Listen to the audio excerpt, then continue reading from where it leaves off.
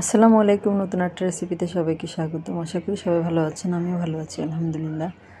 আজকে পাকা কাঁঠালের বড়া পিঠার একটা রেসিপি তৈরি করে দেখাবো। এখানে আমি 10 কোষ অর্থাৎ 10টা কোয়া কাঁঠালে নিয়েছি, ভিতরের বিচিটা ফেলে দিয়ে পরিষ্কার করে নিয়েছি।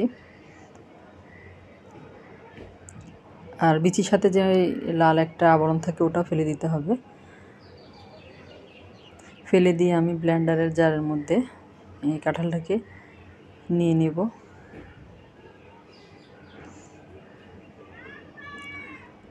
আর এখানে আমি হাফ কাপ পরিমাণ আগে থেকে জাল করে রাখা গরুর দুধ দিয়ে দিলাম কাঁঠালের সাথে, দিয়ে আমি এটা খুব ভালো মতো ব্লেন্ড করে নেব। ব্লেন্ডারে ব্লেন্ড করা হয়ে গেলে আমি এটা একটা মিক্সিং বোলের মধ্যে ঢেলে নেব।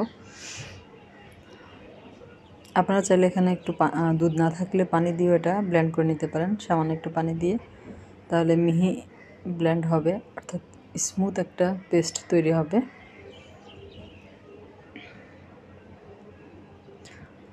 যারা ভিডিওটা দেখতে শুরু করেছেন এখন একটা লাইক দিতে ভুলে গেছেন, তারা একটা লাইক দিয়ে পুরো ভিডিওটা জুড়ে আমার সাথে থাকবেন। এরপর আমি এখানে আমার কাঁঠালটা মিষ্টি ছিল, তারপর আমি এখানে হাফ কাপ পরিমাণ চিনি অ্যাড করেছি। আর এটা মিষ্টি পিঠা, খেতে একটু মিষ্টি না হলে খেতে কিন্তু তেমন একটা ভালো লাগে না। আর চিনিটা আমি একটা কাঁটা চামচ দিয়ে খুব ভালো মতো কাঁঠালের পেস্টের সাথে মিশিয়ে নেব।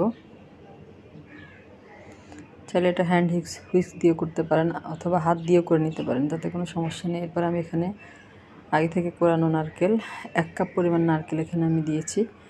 আর অবশ্যই নারকেলটা দেওয়ার চেষ্টা করবেন, এতে করে পিঠাটা খেতে খুব বেশি ভালো লাগবে। নারকেল ছাড়াও বানানো যাবে, সেক্ষেত্রে এত বেশি মজা লাগবে না।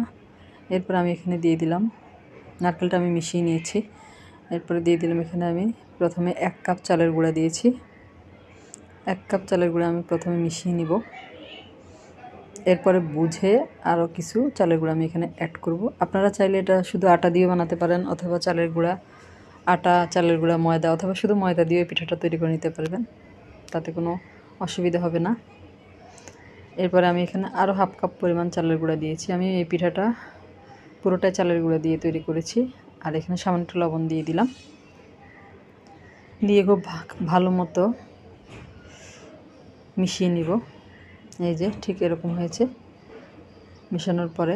আর এই পিঠার জন্য পারফেক্ট বেটার কিন্তু এরকমই হবে। এরপর আমি একটা ঢাকনা দিয়ে ঢেকে এটা 10 মিনিটের জন্য রেখে দেব।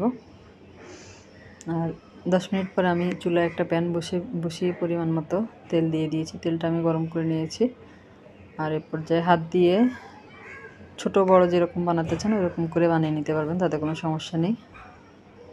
আর ময়দা দিয়ে তৈরি করলে কিন্তু পিঠাটা একটু নরম নরম হবে, ফুলবে। আর আমি শুধু চালের গুঁড়া দিয়ে তৈরি করেছি, এই পিঠাটা কিন্তু একটু ক্রিস্পি হবে।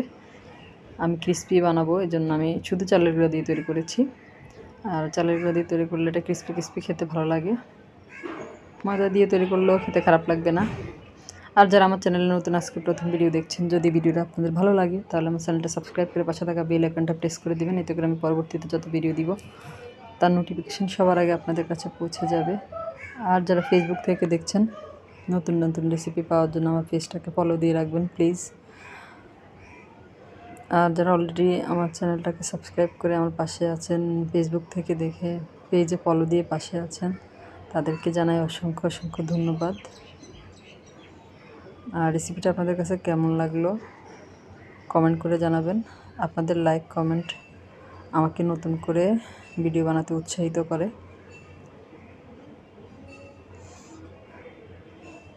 একটা পাশ হয়ে গেলে একটা কাঁটা চামচ দিয়ে আমি সবগুলো পিঠে উল্টিয়ে দিব। আর চুলার আঁচটা এই মুহূর্তে মিডিয়ামে আছে, মিডিয়ামে 2 পাশ ভেজে নিব। এরপরে লাস্ট পর্যায়ে এসে একটু বাড়িয়ে দিয়ে কালারটা যেরকম কালার করতে চান ওই রকম করে পিঠা উঠিয়ে নিতে হবে। আমি এটা সন্ধ্যার সময় তৈরি করেছিলাম, সন্ধ্যার নাস্তার জন্য। আমার বাচ্চারা অনেক বেশি পছন্দ করেছে। আর পিঠাটা ভাঙার পরে কাঁঠালের একটা যে গ্রান আসে ওটাই বেশি ভালো লাগে। এই যে আমার পিঠাটা হয়ে গিয়েছে, একটা ব্যাস হয়ে গিয়েছে, উঠিয়ে নিচ্ছি। এভাবে আমি সবগুলো ভেজে নিয়েছি। তারপরে যেই ট্রেতে সার্ভ করব ওই ট্রের মধ্যে ঢেলে নিচ্ছি।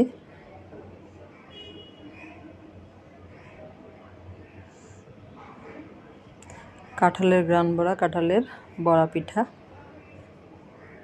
খুবই মজাদার। আপনারা বাসায় এভাবে একবার হলো ট্রাই করবেন।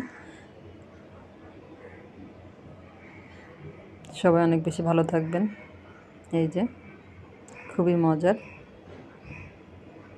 আজ এই পর্যন্তই। আল্লাহ হাফেজ।